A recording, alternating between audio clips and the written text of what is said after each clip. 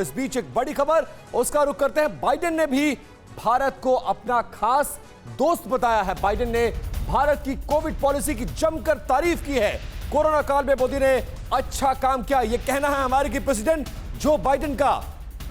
Australia और Japan के प्रधानमंत्री ने भी कोरोना काल में भारत के प्रधानमंत्री, भारत सरकार की जो काम है, जो पॉलिसीज रही, उसकी बहुत ज्यादा तारीफ की है। I'm pleased that we've reached agreement for the U.S. Development Finance Corporation to continue its important work in India, supporting vaccine production, clean energy initiatives, and I'm also glad we're renewing the Indo-U.S. Vaccine Action Program.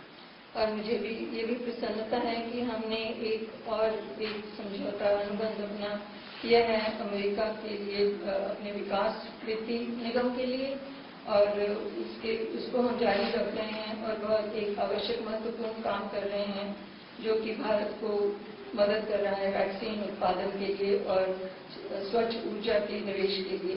और मुझे ये भी खुशी है कि हमने अपना भारत और अमेरिका का वैक्सीन एक्शन प्रोग्राम में भी नवीनीकरण कर दिया है, इसको रिन्यू किया है। भारत और अमेरिका के बीच हुई द्विपक्षीय वार्ता के दौरान Indo US vaccine action plan, renewal India USA investment incentive agreement पर भी बात हुई। देखिए टोक्यो से अभिषेक उपाध्याय की ये रिपोर्ट।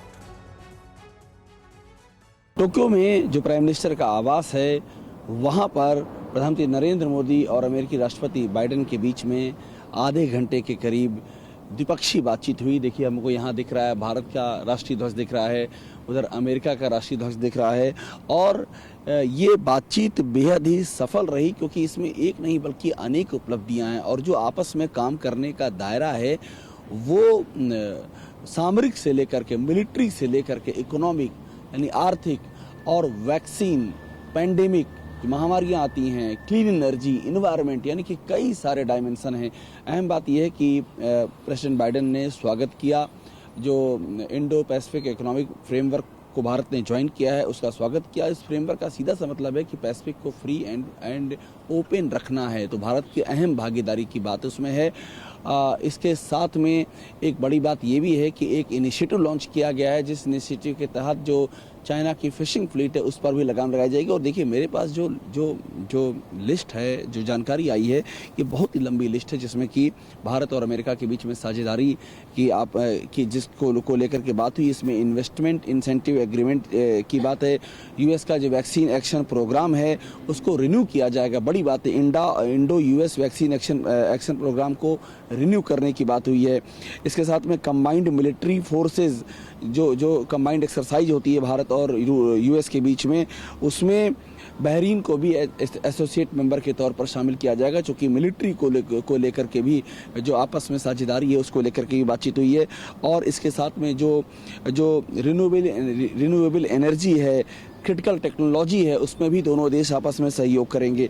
तो एक अलग अलग डायमेंशन में ये पूरी बातचीत हुई है। और इसमें अहम बात ये है कि डिफेंस का और डिफेंस में भी स्पेस, साइबर स्पेस और आर्टिफिशियल इंटेलिजेंस अहम बात है, यानी कि डिफेंस का दायरा कितना महत्वपूर्ण है। आर्टिफिशियल इंटेलिजेंस और स्पेस और साइबर को भी समाहित किया गया है इस आपस की बातचीत में, यानी कि इसके कई सारे फलक हैं जो प्रधानमंत्री मोदी और राष्ट्रपति बाइडेन के बीच में द्विपक्षीय बातचीत हुई है। और ये माना जा रहा है कि भारत और अमेरिका के रिश्ते इससे एक नए आयाम की ओर बढ़ेंगे। कैमरामैन चेतन शर्मा के साथ अभिषेक उपाध्याय, TVN भारतवर्ष, टोक्यो। परवाह देश की, सोमवार से शुक्रवार रात 10 बजे TV9 भारतवर्ष पर।